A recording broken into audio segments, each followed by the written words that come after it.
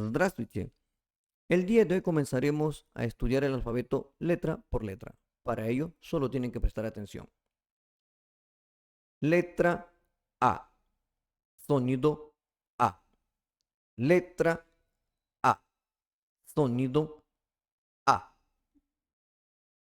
Aquí no hay mayor problema, ni para pronunciar, ni para mencionar el nombre de la letra.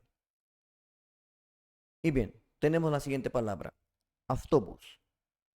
Repito, autobús. Aquí destacamos la letra V. Esta suena como F delante de la letra T. Repito, la letra V suena como F delante de la T. Es una regla. No olvidarla.